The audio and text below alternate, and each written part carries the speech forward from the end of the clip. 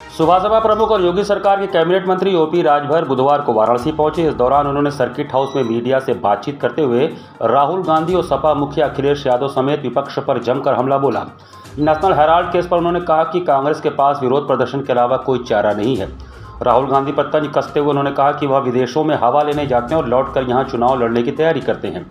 उन्होंने इसे जनभावनाओं के विपरीत बताया। समाजवादी पार्टी के राष्ट्रीय अध्यक्ष अखिलेश यादव द्वारा प्रवर्तन निदेशालय ईडी को समाप्त करने के बयान पर भी ओपी राजभर ने पलटवार किया। उन्होंने कहा, ईडी किसी पार्टी की बनाई गई संस्था नहीं है, यह भारत के संविधान से संचालित होती है। इसे कांग्रेस ने नहीं बल्कि संविधान ने स्थापित किया है और इसके अधिकारों में हस्तक्षेप उचित नहीं है। कैबिनेट मंत्री ने राणा सांगा, करणी सेना और सपा सांसद रामजी लाल सुमन के घर हमले से जुड़े मामले पर कहा कि महापुरुष किसी एक जाति, क्षेत्र या पार्टी के नहीं बल्कि देश और समाज के लिए होते हैं, सभी को उनका सम्मान करना चाहिए। पश्चिम बंगाल के मुर्शिदाबाद में हुई सांप्रदायिक हिंसा को लेकर उन्होंने कहा कि वहां अब राष्ट्रपति शासन लगाने की जरूरत है। ममता बनर्जी की सरकार में वहां की कानून व्यवस्था चरमरा गई है।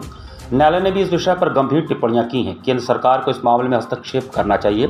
पश्चिम बंगाल में इससे पहले भी इस तरह की हिंसा की घटनाएं हो चुकी हैं। देश या विपक्ष के पास प्रदर्शन के अलावा कोई रास्ता नहीं है। अब वो सब खाली प्रदर्शन ही करेंगे। जब ये लोग सत्ता में रहते हैं तब ये गरीब, कमजोर, पिछड़े, दलित, अल्पसंख्यक याद नहीं आते हैं।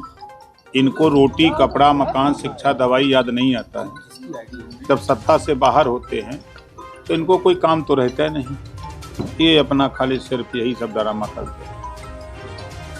आज राहुल गांधी कह रहे हैं कि बीजेपी को हराना है तो गुजरात से ही हराना पड़ेगा। इसकी शुरुआत गुजरात से और कांग्रेसी के पास दम है बीजेपी को हराने की। तो चुनाव तो बिहार होने जा रहा है, तो गुजरात का कर जा रहा है। तो बिहार में फिर कह लें अपना हरवाई दें, गुजरात में आके देख लें। रहेंगे विदेश और लड़ेंगे चुनाव। बीजेपी गांव-गांव बूथ कमेटी बना रही है, संगठन बना रही है। ये विदेश में घूम के हवा ले रहे हैं विदेश का। लड़ेंगे चुनाव। वास्तव में राष्ट्रपति शासन लगना चाहिए, इस नाते कि हाई कोर्ट ने टिप्पणी की है और केंद्रीय रिजर्व बल मांगा है, तो कहीं न कहीं महसूस किया है तब ना। तो हमारे हिसाब से तो जिस तरह वहाँ घटना हो रही है और जिस तरह कोर्ट टिप्पणी कर रही है, लोग मारे जा रहे हैं, भाग गए हैं लोग छोड़ करके प्रदेश, तो वहाँ राष्ट्रपति शासन लगाने की जरूरत है।